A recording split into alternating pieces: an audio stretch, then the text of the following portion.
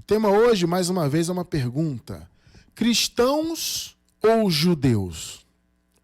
Nosso versículo inicial se encontra na carta do apóstolo Paulo aos Gálatas, capítulo 2, verso 14. Vamos ler. Mas, quando vi que não andavam retamente conforme a verdade do evangelho, disse a Pedro perante todos: se tu, Pedro, sendo judeu, vives como os gentios e não como os judeus, como é que obrigas os gentios a viverem como judeus? Que pergunta, né? Tremendo isso aqui. Igreja preciosa do Senhor Jesus, povo amado de Deus, eleitos desde antes da fundação do mundo, abençoados com toda sorte de bênçãos. Meus amados irmãos, eu quero, antes de iniciar o raciocínio propriamente dito, primeiro eu quero falar da palavra judeu. Tá? Judeu aqui se refere à religião judaica. Ser judeu aqui é ser religioso do ponto de vista do judaísmo. Por que eu estou falando isso? Porque, veja bem, biblicamente, a palavra judeu ela se confunde com ser israelita, né? Biblicamente, ser judeu e ser de Israel e ser hebreu, né? Praticamente é um sinônimo.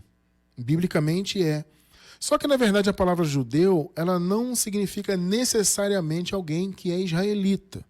Tá? A palavra judeu ela designa alguém que defende e segue a religião judaica.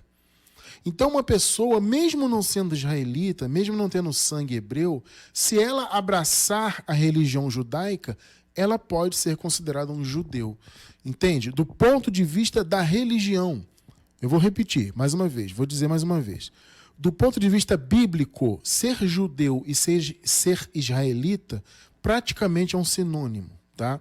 Só que a palavra judeu, ela designa não necessariamente um israelita, mas alguém que segue a religião judaica. Entende? Então, o sentido aqui do tema de hoje é esse. Tá? Cristãos ou judeus? Ou seja, a pessoa segue a fé cristã ou ela é uma judia do ponto de vista religioso? Esse é o ponto de hoje. Tá? Eu quero lhe convidar, assim que você terminar de assistir esse estudo, você que está pela gravação, você vai encontrar embaixo do vídeo um estudo. Como saber se alguém é cristão? Esse tema é muito interessante. Para você entender o que é ser cristão. Veja bem, ser cristão não é seguir o cristianismo. Tá? Os cristãos, na verdade, nem gostam muito de ismos. Entende? Então, não é seguir cristianismo. Eu não vou explicar muito isso porque tem a explicação nesse vídeo. Tá? Como saber se alguém é cristão? Tá? Então, ser cristão não é seguir o cristianismo, porque o ismo na verdade, é coisa humana. Né? Os ismos, de maneira geral, não são muito bons, pelo menos na minha opinião. Tá? E o cristianismo não é diferente. Apesar de haver coisas boas, obviamente, no cristianismo, o cristianismo acaba sendo uma religião, algo humano. E como nós já explicamos algumas vezes aqui em nossos estudos, a religião ela não é de Deus. Entende? A religião é uma tentativa do homem de se achegar a Deus. Né? O homem fica tentando achar Deus por meio das religiões. O evangelho é o oposto. Não foi o homem que buscou a Deus, mesmo porque nenhum homem teria essa capacidade, como nós já vimos muitas vezes aqui. Tá? Evangelho é Deus que buscou o homem, é o contrário. Entende? É Deus que foi de encontro aos seus filhos. Porque Deus sempre soube que seus filhos, né, sendo humanos, jamais teriam a capacidade de buscá-lo. Tá? Então, ser cristão também não é ser religioso. Tá? Então, se você não assistiu esse vídeo, ou se você assistiu, eu convido você a assistir novamente. Repito, para quem está pela gravação, você vai encontrar embaixo do vídeo no YouTube, na descrição do vídeo, o link desse estudo. Como saber se alguém é cristão. Então, abençoados, cristãos ou judeus? O que os irmãos da chamada Igreja de Cristo no mundo, o que eles são, na verdade? Eles são cristãos mesmo? Ou seja, eles seguem a fé cristã genuína, a fé do novo pacto. Tá? Quando eu falo de fé, eu falo da única fé que existe. É a fé revelada na nova aliança por meio do único evangelho, que é o evangelho da graça. Então, os irmãos que se dizem filhos de Deus, que dizem participar da igreja, ou que dizem ser igreja, eles são cristãos ou eles são judeus do ponto de vista religioso? Isso é uma observação importante. E você que está começando agora na graça, amado, você que está chegando agora de pouco tempo, ou de repente esse estudo você está assistindo ele agora, é o primeiro estudo em graça que você está tendo a oportunidade de acompanhar. É bom você raciocinar sobre isso. Você que hoje está em uma denominação dita cristã, uma religião qualquer, ou você é pentecostal, ou você é tradicional, ou batista, ou presbiteriano, ou sei lá, adventista, são muitos segmentos, né? Ou você é neopentecostal, ou você é católico. Será que, na verdade, você pensando, né, que seguindo essas religiões você é um cristão, será que, na verdade, você não está sendo um judeu sem saber? Isso é uma observação importante. Muitos irmãos, graças ao bom Deus, têm se achegado ao nosso trabalho, estão nos escrevendo, estão se dizendo maravilhados pela graça, com muitas dúvidas. Isso, o que é natural, ter dúvidas, tá? É absolutamente normal. Você ter contato com a palavra da graça, principalmente você que é um religioso, né, que acompanhou aí a religião durante muitos anos, há muitas fortalezas na sua mente, muitos entendimentos, muitas heresias, né? E de repente você se depara com uma palavra em graça e realmente ela é impactante e surgem aquelas dúvidas. Mas é muito bom você parar para raciocinar. Se você hoje ainda não estando em graça, ou está começando agora na graça, se você até hoje não foi, na verdade, um judeu, entende? Um judeu, ou seja, alguém que seguiu a religião judaica. Ou se você é cristão de verdade. Vocês podem notar aqui no primeiro versículo, o Paulo chamando a atenção de Pedro e dos demais ali da circuncisão, o Paulo observou que eles não estavam andando conforme a verdade do Evangelho. E aí o Paulo enfrentou Pedro na cara. E o Pedro, abençoados, ele era um homem considerado como uma das colunas ali, né, da mensagem do Messias, né? Pedro era considerado um dos líderes ali, e muitos seguiam, né, o que Pedro falava, né, e caminhavam com ele e ouviam as suas palavras. E o apóstolo Paulo, mesmo sendo um apóstolo que veio posterior, ele teve esse... eu diria até essa ousadia, né? Mas por que Paulo teve essa ousadia? Por causa do peso do que Paulo conhecia.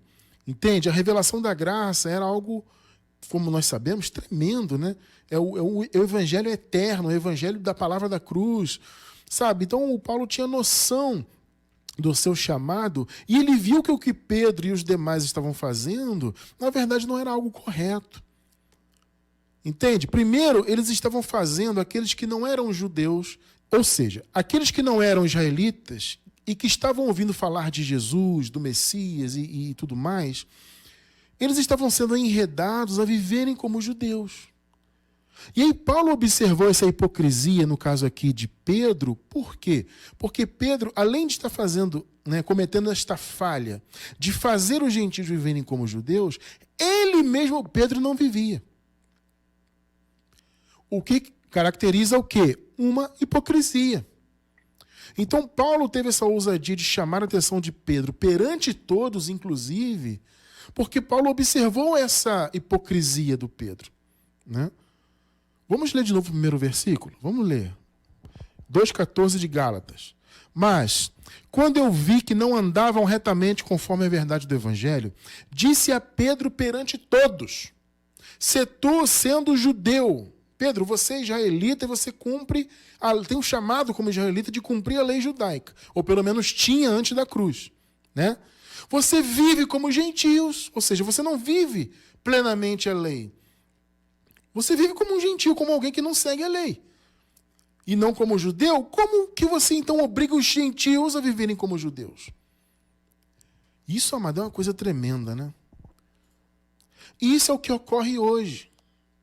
O povo do Senhor, a chamada igreja, na maioria dos casos aí fora, no meio do sistema religioso, eles são chamados a viverem como judeus, ainda que pensem que não. Porque, na verdade, as chamadas denominações, as igrejas, né, entre aspas, elas se dizem cristãs, dizem pregar Jesus e falam de Jesus de fato. Tem lá cada uma a sua abordagem sobre Jesus, mas no fundo, eles colocam o povo para cumprir obras da lei disfarçadas de obras da graça. Entende? E o problema é que quando você é colocado a viver como judeu, quando você cumpre um requisito da lei, você está comprometido a cumprir todos. Entende? Você cumpriu existe uma obrigação para cumprir todos os requisitos da lei. Ou seja, se você é obrigado a cumprir todos os requisitos das obras da lei, você é judeu. Entende isso? Porque o judeu, antes da cruz, tinha esta obrigação de cumprir os mandamentos, entende? Aqueles que seguiam a religião judaica, eles tinham o compromisso, antes da cruz, de seguir os mandamentos. Ainda que nenhum ser humano, de fato, tenha conseguido cumprir a lei como ela deveria ser cumprida, né? Somente Jesus cumpriu, e Jesus cumpriu o espírito da lei. Entende? Ele cumpriu o que realmente precisava ser cumprido, né? Jesus não chegou a cumprir todos os mandamentos de homens que havia na lei, né? Ele cumpriu o que tinha que ser cumprido. Tá? Então ninguém, na verdade, cumpriu a lei de fato e de verdade. Ninguém tinha essa capacidade. Né? Mas antes da cruz, os judeus tinham chamado a viverem como eles eram, judeus. Né? Só que depois da cruz mudou. Iniciou-se, então, o tempo da graça de Deus. Então o chamado mudou. O povo de Deus, como igreja, não tinha mais que viver como judeu. E isso, amado, não era só para os gentios, não. A gente já vai ver isso aí. Tá? O chamado a viver como judeu não era nem para os judeus e muito menos para os considerados gentios. Tá? E eu quero fazer também mais uma ressalva em relação a essa divisão. Entenda, amado, que para Deus não existe mais judeus e gentios. Do ponto de vista da carne, isso acabou. Mesmo porque o nosso Adão, a carne já morreu, ela morreu na cruz para Deus. Tá? Então não tem mais essa questão de judeu e gentio, mesmo porque os israelitas, quando Jesus veio no ano 70, destruiu o templo e trouxe todo o juízo sobre Israel, o Senhor acabou com o chamado deles de serem povo de Deus. Eles perderam esse direito de serem povo de Deus. Antes da cruz, os judeus eram o povo de Deus segundo a carne, né? Os descendentes de Abraão segundo a carne. Tá? Só que quando Jesus veio, ele trouxe o juízo e acabou. O privilégio do povo chamado de israelita, os hebreus, os judeus, no caso, né? Como eu disse, biblicamente isso se confunde, né? Ser judeu é quase ser um sinônimo de ser israelita. Esse privilégio que eles tinham de serem povo de Deus acabou ali. O povo de Deus, depois da vinda de Cristo, é a igreja. Tá? Na verdade, eu diria até depois da cruz. Só que houve um período de transição, né, onde os judeus ainda eram considerados, né, porque o templo estava de pé, aquela coisa toda que nós já estudamos, né, até que o juízo viesse, destruísse o templo. Então, aquele ritmo dos judeus continuava ali. Tá? Mas, na verdade, na cruz mesmo, o Senhor já havia acabado com essa história de judeu e gentio, porque a carne morreu. A pessoa é judeu ou gentio na carne. Mas uma vez que a carne morreu e a ninguém conhecemos segundo a carne, então não tem essa mais de judeu e gentio. Mas isso em especial depois do juízo no ano 70. Porque ali sim o povo de Israel foi julgado e acabou o seu privilégio. Ah, Cristiano, você está dizendo então que não existe mais judeu? Não, veja bem. Existe israelita do ponto de vista do sangue, né? Então a pessoa que tem o sangue hebreu, o sangue israelita, ele é israelita. Mas ele não é mais povo de Deus. Ele é um país como outro qualquer. É uma etnia como outra qualquer que há no mundo. Então, antes da graça, eles eram o povo de Deus. Agora o povo de Deus é a igreja. Tá? A gente vai se aprofundar um pouquinho mais nisso no decorrer do estudo. Tá? Então, abençoado, como eu estava dizendo, uma pessoa que cumpre um mandamento da lei que seja, ela está obrigada a guardar todo o mandamento. Então, se ela tem na vida dela esta obrigação, logo ela é judia. Ainda que ela não seja de sangue, ela é por obrigação religiosa. Gálatas 5:3. Olha o que Paulo fala aqui. E de novo protesto a todo homem que se deixa circuncidar, que está obrigado, observe bem essa palavra, está obrigado a guardar toda a lei. Pegou aí? O que Paulo falou? Está obrigado a guardar toda a lei. Ou seja, se você cumpre um mandamento da lei que seja, você está obrigado a ser judeu. Você assume a religião judaica na sua vida. Ah, mas Cristiano, isso aqui é para circuncidar. Não, amado, veja bem. O Paulo usa a circuncisão porque a circuncisão era um dos símbolos maiores das obras da lei. Né? Era uma das obras da lei mais importantes, vamos dizer assim, mais significativas. Mas você pode substituir o circuncidar aqui por qualquer outra obra da lei. Então, se você se deixa, por exemplo, jejuar, você está obrigado a guardar toda a lei. Vocês veem que a maioria das chamadas igrejas aí, a maioria incita o povo a fazer jejum religioso. Note que eu não estou falando de jejum do ponto de vista médico, né? Hoje em dia fala-se muito em jejum intermitente, né? Que é uma coisa que, segundo, né, a medicina mais moderna, aí, os nutricionistas e tal, eu não sei se é um entendimento moderno, tá? É que eu estou ouvindo falar muito disso atualmente. Tá? Que o jejum, né, intermitente ele faz bem à saúde, etc. Eu não discordo disso. Se a pessoa faz jejum por motivos médicos, para emagrecer ou para algum outro tipo de situação, né, de saúde, tudo bem. Eu estou falando de jejum do ponto de vista religioso. Jejuar como os judeus jejuavam, jejuar, né, para buscar poder, como o sistema diz, ou jejuar para me santificar diante de Deus. Esse tipo de coisa, de mover religioso, isso é uma coisa diante da cruz. Ah, mas Cristiano, depois da cruz também se jejuava. Eu sei, amado, eu sei. As pessoas, sempre que a gente fala de jejum, alguém vem com isso. Não, mas em Atos dos Apóstolos a igreja jejuava. Eu sei disso, amado. Eles jejuavam justamente porque o costume era muito forte. Então, mesmo aqueles que criam em Jesus, mesmo aqueles que ouviam falar de Jesus e do Messias e que acreditavam no Senhor, eles seguiam com aquele ritmo. Havia muitos judeus que creram e todos eram zelosos da lei. Vocês vão ver isso daqui a pouco aqui. Então, mesmo na igreja, você encontra, né, eles fazendo jejuns, era um costume, tá? E é interessante, né? Você vai dizer assim, então, Cristiano, Paulo fazia jejum? Muito provavelmente ele fazia quando estava junto com aqueles irmãos ali, porque o próprio Paulo dizia o seguinte, eu me fiz como se eu estivesse debaixo da lei, sem que eu estivesse de fato debaixo da lei. Eu me fiz de judeu para os judeus, né? Eu me fiz de fraco para ganhar os fracos. Então, muitas das vezes, o Paulo, para não bater de frente com aquele costume, para que os irmãos não rejeitassem de primeira a mensagem do Evangelho, ele entrava naquele ritmo ali. Mas não é que ele aprovava, não é que ele queria que a igreja vivesse no ritmo da lei. Muitas das vezes era uma estratégia do apóstolo. Ele fala isso claramente. Então, muitas vezes ele cumpriu a lei com uma estratégia evangelística. Mas não que a igreja tem que se envolver com a lei, entende? Então, o cara hoje vai jejuar, se ele faz um jejum do ponto de vista religioso, porque Jesus jejuou, ele ensinou os judeus a jejuarem. Amado, Jesus estava debaixo da lei. Entende? E ele ensinou os judeus a jejuarem, naquela época estava em vigor ainda, mas só que de maneira correta, né? Porque muitos faziam o jejum naquela época para se mostrarem muito religiosos, para demonstrarem um desempenho, né? Tal. E Jesus falou, não, vocês têm que jejuar para Deus. Mas naquela época estava em vigor de fato, eles estavam debaixo da lei. Agora, você trazer aquele costume e dizer que é um costume da graça, como a maioria das igrejas hoje faz, isso é obrigar o povo a ser judeu. Porque se você jejua com motivo religioso, você está obrigado a guardar toda a lei. Isso vale para tudo, amado. Para guardar o sábado de 24 horas. Sabe esse sábado que começa na sexta-feira às 18 horas no pôr do sol e acaba no sábado, no pôr do sol de sábado. Muitas denominações, algumas, não diria muitas, mas algumas defendem isso aí até hoje. Né? Que você tem que guardar os 10 mandamentos na letra fria da lei, inclusive o dia de 24 horas. Eles não entendem que o nosso sábado é Jesus.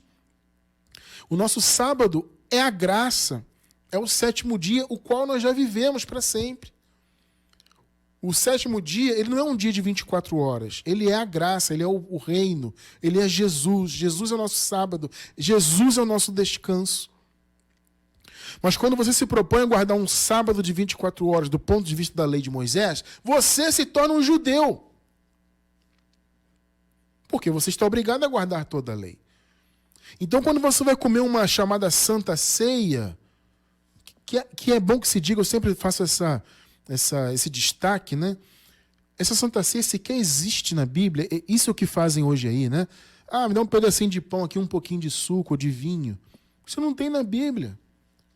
O que você encontra na Bíblia são o pessoal lá dos Coríntios fazendo a festa ágape, e durante a festa ágape eles celebravam alguma coisa parecida com a Páscoa. Entende? Era uma lembrança da Páscoa que Jesus fez com os discípulos. Então eles faziam aquela cerimônia. Então quando você se propõe a comer uma ceia, essa ceia ela é vamos dizer assim, ela é uma rememoração da Páscoa judaica. Entende? É como se você estivesse, entre aspas, ressuscitando a Páscoa, ainda que não seja. Repita, essa cerimônia que a maioria faz aí hoje, ela sequer existe na Bíblia. De comer um pedacinho de pão, suco de uva. Não existe isso na Bíblia, nenhum mandamento para isso. Tá? Mas eles fazem. E o que eles fazem, na verdade, é rememorar a Páscoa. Jesus fez, antes de morrer com os discípulos dele, a última Páscoa. Porque ele se entregou como cordeiro. Então acabou. O último cordeiro foi o próprio Jesus. Mas as pessoas insistem em rememorar e, entre aspas, ressuscitar essa Páscoa na cerimônia da Santa Ceia. Entende? Então, quando você se propõe a entrar nesse cerimonialismo, você está colocando na sua vida uma obrigação. Entende? Então, é guardar sábado, é guardar dias de festa, festa dos tabernáculos, tem muita igreja que faz, chamada igreja, né? Festa de Pentecostes, e, como eu disse, guarda sábado, e dízimo, e jejum, e Páscoa, e tantas outras coisas, né? Que as pessoas seguem como se fossem coisas da graça, como se fossem obras da graça. Eu vou deixar embaixo do vídeo no YouTube um estudo nosso sobre os rudimentos fracos e pobres. Esse estudo é muito interessante. O rudimento é justamente as obras da lei. Paulo chama as obras da lei de algo fraco e pobre. Então, você viu comigo aqui, o homem que se deixa circuncidar, ou jejuar, ou guardar sábado, ou o que quer que seja, está obrigado a guardar toda a lei. Ou seja, se você cumpriu um requisito, você se torna judeu automaticamente. Porque veja bem, amados, os gentios, e mais uma vez, não existe mais para Deus essa coisa de judeu e gentio. Acabou isso aí. Especialmente a partir da vinda de Jesus, com o fim, né, de Jerusalém, com a destruição do templo, com o fim da lei, de fato ali, o fim da religião judaica acabou de fato no ano 70. Eles seguem cumprindo aí um judaísmo moderno? Sim, existe. E, inclusive, existem vários aspectos de judaísmo, né? Vários segmentos. Tem o judaísmo mais ortodoxo, tem o judaísmo moderno, tem o judaísmo isso, o judaísmo aquilo. Existem hoje vários segmentos. Tá? Mas o fato é que a religião, de fato, que Deus entregou a Moisés e que passou para o povo hebreu, aquilo acabou com a queda do templo, ponto final. Tá? O que acontece? Os gentios, segundo a carne, antes da cruz, eles viviam alheios a Deus, alheios às promessas.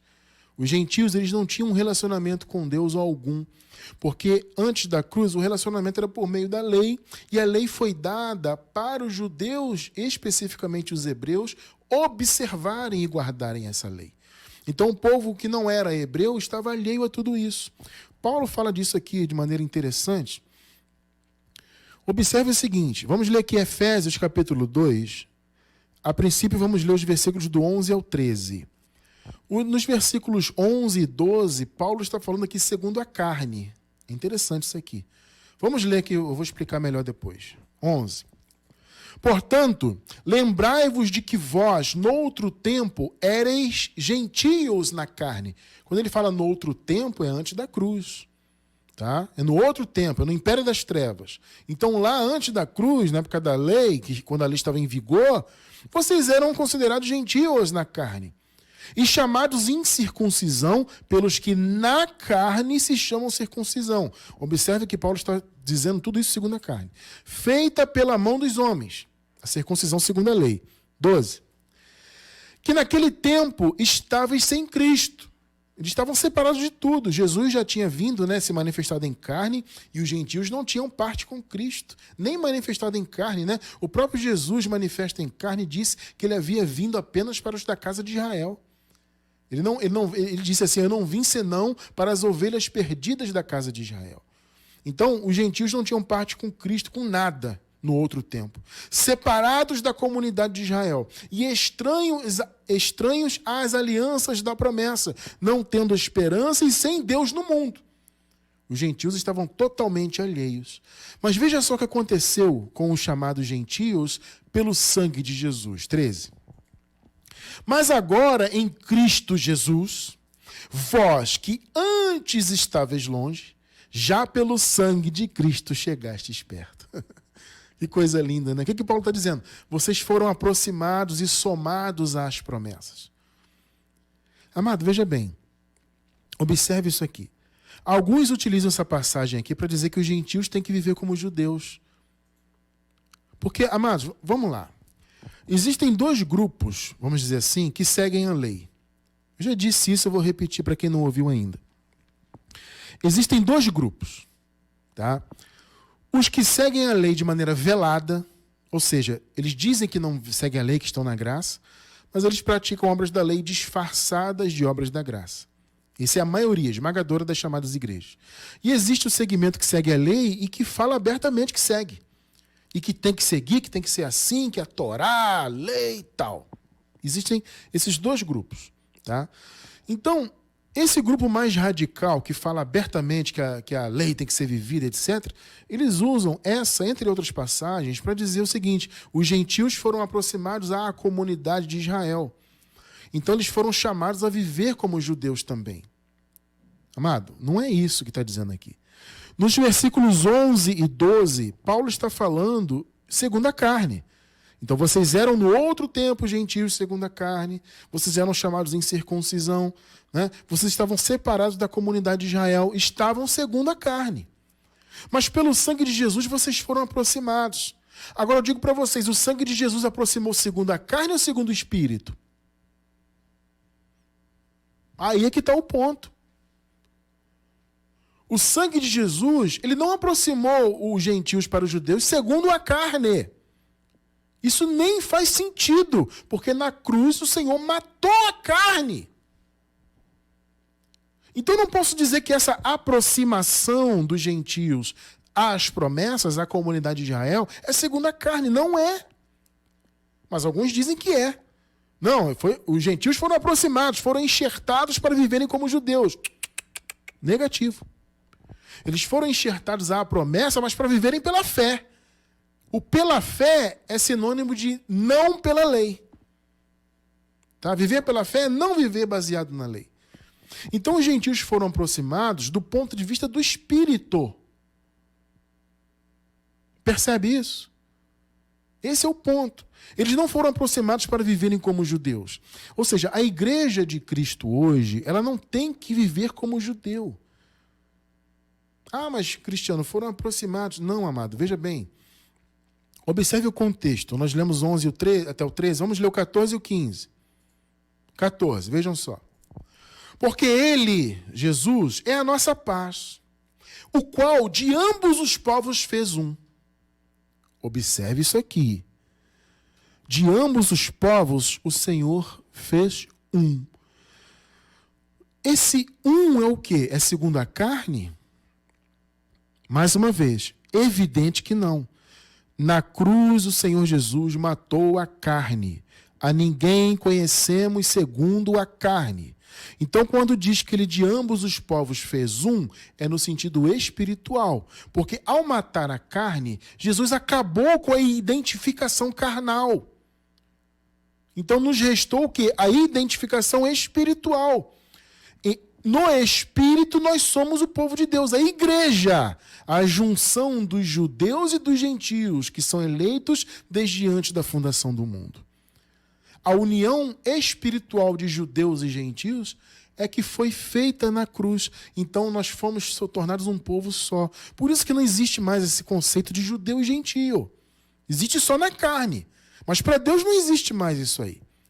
Então ele fez a paz. A divisão que havia de povos segundo a carne acabou. A carne morreu, então acabou a divisão carnal. O qual de ambos os povos fez um, e derrubando a parede de separação que estava no meio. Que parede é essa, Cristiano? Veja só, irmão, que parede é essa? 15. Na sua carne desfez a inimizade. Isto é, a lei dos mandamentos. Oh, meu amado, pelo amor de Deus. Na sua carne desfez a inimizade. Que inimizade? Que separação? A lei dos mandamentos, que consistia em ordenanças. Meu irmão, Jesus desfez. Está entendendo que o chamado não é viver como judeu, cumprindo a lei? Está escrito. Na sua carne, Jesus desfez essa inimizade. Então o Senhor, ele acabou com essa separação, judeus e gentios, isso não existe mais, né? Porque ele acabou com a lei dos mandamentos, ele acabou com a carne, ele acabou com o velho homem, para criar em si, dos dois, um novo homem. Tá? Fazendo a paz. Você percebe que a aproximação que houve dos chamados gentios à comunidade de Israel não tem a ver com a carne, como alguns querem afirmar que há hoje. Não, você mesmo sendo um gentio, veja, esse conceito nem existe, né? Mas eles insistem com esse conceito. Você sendo um gentio, você tem que viver como um judeu. Porque o gentio foi aproximado e foi enxertado para viver como judeu. Não, amado, o enxerto é espiritual. Não é para viver segundo a carne como um judeu vive. Ou vivia, né? Na época lá da lei. Compreende isso? Não é o chamado do povo de Deus, não é o chamado da igreja. Inclusive, amado, eu digo mais, nem mesmo os próprios judeus tinham que viver como judeus depois da cruz. Nem mesmo eles. Observe aqui esse parêntese interessante que a gente vai abrir aqui. Vamos ler o livro histórico de Atos dos Apóstolos. Vamos ler o capítulo 21, os versos do 18 ao 21. Vamos lá. No dia seguinte, Paulo entrou conosco em casa de Tiago, e todos os anciãos vieram ali. 19. E, havendo-os saudado, contou-lhes por miúdo, em detalhes, né, o que por seu ministério Deus fizera entre os gentios. 20. E, ouvindo eles, glorificaram ao Senhor e disseram: bem vês, irmão, quantos milhares de judeus há que creem. Olha só, amado, era uma multidão, né? E todos são zelosos da lei. Observe isso aqui. Todos os judeus que ouviram do Messias, por meio de Pedro, Tiago, João, por meio do ministério que não era do ministério de Paulo, todos seguiram zelosos da lei. Observem isso. 21. E já acerca de ti foram informados, esses judeus, né, de que ensinas todos os judeus que estão entre os gentios a apartarem-se de Moisés. Essa informação foi espalhada entre todos eles, que Paulo pregava que os judeus que viviam entre os gentios não deveriam viver debaixo da lei, dizendo que não devem circuncidar seus filhos, nem andar segundo o costume da lei. Olha que tremendo. Veja bem, alguns também utilizam essa passagem aqui para dizer que Paulo vivia na lei também, que Paulo mandava cumprir a lei. Eles diziam assim, olha, não, isso aqui na verdade era só um boato, era uma mentira, porque Paulo na verdade cumpria a lei. Por que eles falam isso? Porque no contexto aqui, se você ler o contexto todo do capítulo 21 e o 22, né, mas em especial o 21 aqui de Atos, você vai ver que Paulo de fato cumpriu. Mas a questão, veja bem, uma coisa é o fato, outra coisa é o motivo. Qual é o fato histórico aqui? Paulo cumpriu as cerimônias aqui no contexto. Ele fez cerimônia de purificação, raspagem de cabeça. Se eu não me engano, esse era o voto do Nazireu, se eu não me engano, né? E Paulo cumpriu esses votos aí. Agora, isso é o fato. Agora, e o motivo? Por que Paulo fez isso? Porque os judeus buscavam matar Paulo, eles odiavam Paulo. Percebe? E o interessante é que, se você ler a história no contexto, na verdade, o fato de Paulo ter cumprido as cerimônias ali nem adiantou muito, porque eles seguiram querendo matá-lo, perseguiam, ele teve que ser protegido, ele foi preso até, né? Pelos soldados e tudo mais. Enfim, o Paulo passou como se diz, né, no dito popular, passou um perrengue, né? Passou um perrengue terrível, uma luta terrível. Percebe? Porque eles queriam matá-lo. Então, houve uma sugestão daqueles da parte de Tiago para que Paulo cumprisse as cerimônias. Paulo, fala o seguinte, olha, para que todo mundo veja que isso é mentira, que esse negócio que você diz que os judeus não devem cumprir a lei, para que todo mundo veja que é mentira, todo mundo vai saber se você cumprir. Entendeu? Vai lá, faz a purificação. Então eles vão ver que você acompanha a lei também. Percebe? O motivo foi esse. Não é que Paulo vivia na lei, é aquilo que eu falei agora há pouco. Paulo disse, eu me fiz de fraco para os fracos. Eu cumpri a lei para aqueles que viviam debaixo da lei me darem ouvidos. Então eu cheguei a cumprir requisitos da lei para isso. Então você tem que ver o motivo. O Paulo fez, mas o motivo foi esse. Obviamente o Paulo não queria morrer ali na mão deles ali. Ué, você sendo um ser humano, Paulo era um ser humano como outro qualquer, você não teria medo de morrer ali? Então Paulo fez, eu vou fazer, vou seguir a sugestão. Ele foi e fez e cumpriu. E repito, não adiantou muito pelo que a história conta ali. Mas o fato é que ele fez. Agora, gente, quando você observa o conteúdo do ministério de Paulo, não está muito claro que Paulo defendia a tese que não só os gentios, mas também os judeus não deveriam viver debaixo da lei? É muito óbvio, é só você ver o conteúdo das cartas do apóstolo. E eu ressalto em especial a carta aos Hebreus. Tá? Ainda que exista uma disputa, né, teológica aí, uns dizem que Paulo não escreveu Hebreus, nós defendemos que escreveu. Nós defendemos que foi Paulo. Nós acreditamos que há motivos bíblicos para acreditarmos que Paulo escreveu. Porque a carta aos Hebreus ela não tem, na verdade, um remetente assinado. Não aparece, pelo menos, na carta. Mas nós acreditamos que há motivos, tá, suficientes para crermos que a carta é do apóstolo Paulo. De todo modo, independentemente disso, tá, o fato é que o conteúdo da carta aos Hebreus é totalmente paulino. E por que eu digo isso? Porque o conteúdo da carta aos Hebreus é todo da graça. Ou seja, o conteúdo é todo para fazer o povo hebreu, os judeus daquela congregação, entenderem a superioridade do novo pacto. Toda a carta praticamente é para isso. Para eles entenderem que Jesus era superior não só a Abraão, mas a Moisés. Ou seja, Jesus era superior em tudo. Ou seja, a graça era superior. A nova aliança é superior. Toda a carta foi para isso. Então, amado, é indiscutível que a mensagem de Paulo dizia, obviamente, que os gentios não deveriam viver nos mandamentos da lei, mas também os judeus que estavam entre os gentios. Então, amado, nem mesmo os judeus que tinham chamado de cumprir a lei, quando eles ouviam a respeito do Evangelho, né, a respeito de Jesus, a respeito do Messias, por meio do apóstolo Paulo, os judeus aprendiam a não viverem mais debaixo da lei, também, além dos gentios. Então, se nem mesmo os judeus, depois da cruz, devem viver como os judeus, do ponto de vista religioso, muito menos os que são considerados gentios, ou seja, que não são israelitas. A igreja, a soma dos judeus e gentios, tá, espiritualmente unidos, né? A igreja não tem o chamado de viver como judeu. No entanto, a maioria é judeu religioso. É aquilo que vimos no início. Se você cumpre um requisito, você está obrigado a guardar todos. Se você está obrigado a guardar todos, então você é judeu. É simples assim. Entende? Então, o nosso chamado não é viver como judeu, porque se você vive como um judeu, sendo obrigado a cumprir os mandamentos da lei, Jesus não tem proveito para você.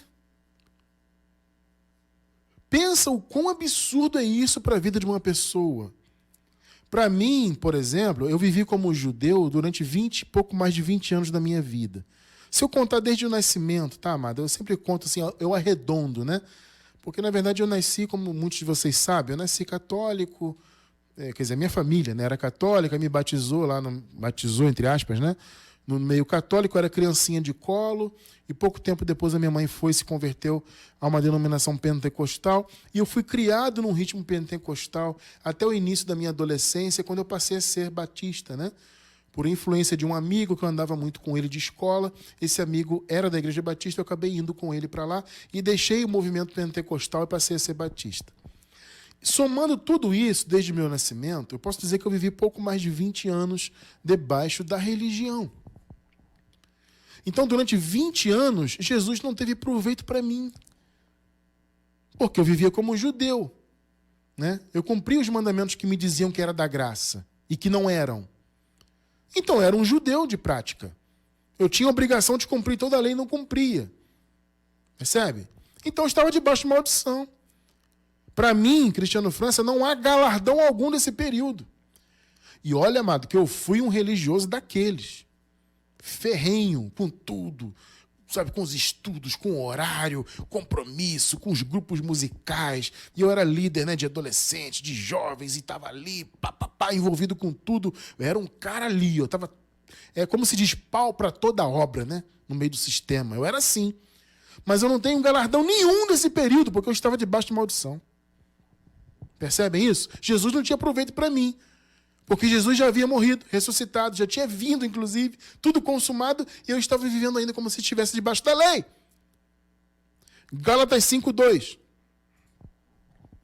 Eis que eu, Paulo, vos digo que, se vos deixar de circuncidar, se vos deixar de jejuar, se vos deixar de guardar sábado, se vos deixar de fazer festas religiosas, festas de Pentecostes e tabernáculos, etc., etc., Cristo de nada vos aproveitará. Se você vive debaixo da lei, que seja de um só requisito, você está debaixo de maldição e Jesus não tem proveito para você. Percebe? Então você não pode se dizer cristão. Entende? Ou você é cristão, cristão de verdade, e aí tem um estudo que eu falei que eu vou deixar aí embaixo. Como saber se alguém é cristão? Esse estudo é muito bom também. Tá? Ou você é um cristão de fato, ou você é judeu. Não tem meio termo. Judeu do ponto de vista religioso, repito. Tá? Então, quando praticamos cerimônias quaisquer que sejam da lei, disfarçadas de obras da graça, ou qualquer prática que seja sequer inspirada no Antigo Pacto. Tá? Olha, amado, vou falar para vocês, tem chamada igreja aí que eles carregam, meu Jesus da glória, eles carregam dentro do templo, entre aspas, né? Do prédio deles lá, na reunião, eles carregam a Arca da Aliança. E eles veneram a Arca da Aliança. Entende? Tem igreja que o líder lá manda fazer uma arca. E diz que é a Arca da Aliança. E você vê igrejas venerando a Arca da Aliança da lei. Mas dizem que estão na graça. Quando você vive como judeu, em plena graça, você está debaixo de maldição. Você está anulando a morte de Cristo. Você acabou de ler comigo, Cristo não tem proveito. Então você anula a morte dele na tua vida. Você se coloca debaixo de maldição. Não há galardão algum para você nisso aí. Entende? Você que viveu na lei. Cristiano França, eu vivi na lei 40 anos. Eu não tenho galardão. Sinto muito, amado. A obra da lei não dá galardão para ninguém. Você é salvo, sempre foi. Salvação é pela graça, não tem relação com obra alguma. Agora, recompensa, galardão, nós entendemos, porque está escrito na palavra, que é por meio de obras. Mas que obras? Todas as obras? Não. Paulo faz uma separação, né? Obras de madeira, feno e palha, obras de ouro, de prata, de pedras preciosas. Nós entendemos que essas obras de madeira, feno e palha, por tudo que Paulo falou das obras da lei, ele está se referindo exatamente a isso, a religiosidade judaica e religiosidades em geral. Tá? Toda obra religiosa, por mais que ela tenha uma aparência de ser boa, não sei o quê, é religião, tem um pensamento religioso por trás, então é obra de madeira, feno e palha, ainda que seja aparentemente bonita. Tá? Essas obras não têm valor. O Paulo faz um comparativo, né, do juízo de Deus com o fogo, mesmo porque o fogo simboliza isso na Bíblia. Né? Fogo simboliza o juízo de Deus. Então Paulo diz que esse fogo, que é o juízo de Deus, né, destrói as obras de madeira, feno e palha, porque a madeira, o feno e a palha não subsistem ao fogo. Mas ouro, prata e pedras preciosas, sim. Então são as boas obras advindas do conhecimento da graça e da prática dentro da graça. Fora isso, é maldição. Gálatas 2:21. Não anula a graça de Deus. Esse é clássico, né? Esse versículo aqui é clássico. Não anula a graça de Deus, porque se a justiça vem mediante a lei, logo Cristo morreu em vão. Eu acho que eu não preciso nem explicar isso aqui, né? Já falamos tantas vezes e o versículo é autoexplicativo. Gálatas 3:10, outro clássico da graça. Pois todos, amados, todos, ou seja, judeus e gentios, todos, quantos são das obras da lei, estão debaixo de maldição. Porque está escrito, maldito todo aquele que não permanece em todas as coisas que estão escritas no livro da lei para fazê-las. É aquilo que nós vimos. Você faz um requisito, tem que fazer todos. Se você não faz todos, você está maldito. É simples assim. Então, você entende a nossa luta, nós que pregamos a graça aqui, sem compromisso algum com o sistema religioso, com agradar homens. Aqui não temos compromisso com tapinha nas costas, com reconhecimento, sabe? Eu não ligo para isso não, amado. Você acha que se eu quisesse reconhecimento, estava pregando graça aqui publicamente? Não sei quantas mil pessoas vendo. Entendeu? Se eu quisesse reconhecimento, eu estava no meio gospel, como eu fazia parte do mundo gospel. Músico, né? Eu pregava, eu trabalhava com agenciamento de cantores, com eventos, com shows. Eu poderia estar no meio disso aí. Ó. Inclusive, estaria certamente muito rico financeiramente. Entende? Mas eu não quero reconhecimento de nada. Pelo contrário, quem conhece meu trabalho, que já conviveu comigo, hoje até debocha de mim. Eu sei disso. Me tem como doido. Entende? Cristiano ficou doido com esse negócio de graça aí.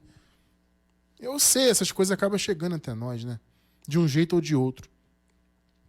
Então eu não estou preocupado com o reconhecimento de ninguém. Eu quero pregar o Evangelho.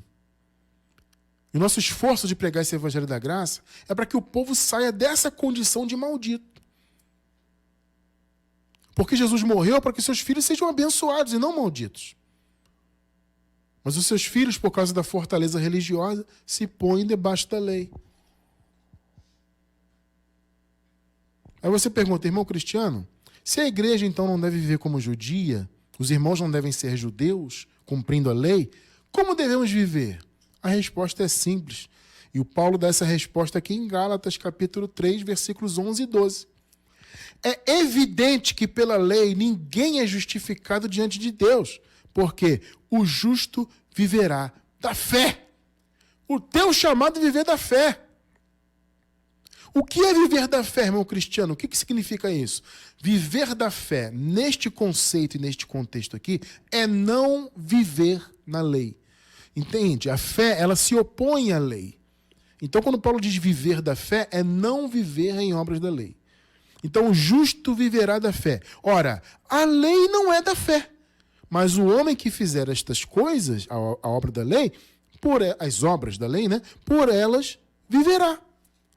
Então você tem dois caminhos. Ou você vive debaixo das obras da lei, ou você vive sem as obras da lei, ou seja, pela fé. O chamado da igreja é viver pela fé. Ponto final. No entanto, os que se dizem igreja, a esmagadora maioria, são judeus. Tremendo isso, né? Eles não percebem, amados, por causa da cegueira religiosa. Eles são judeus, irmãos.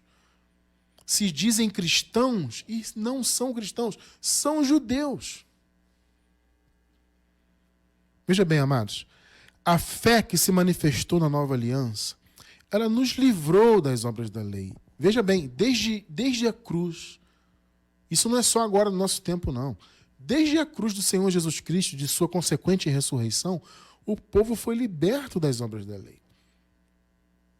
Entende? Então, só que o problema é que a igreja hoje insiste com isso. Então, eu quero encerrar o nosso estudo de hoje com essa passagem de Gálatas, capítulo 3. Hoje lemos bastante Gálatas, né? É uma carta muito voltada para esse entendimento da graça, né?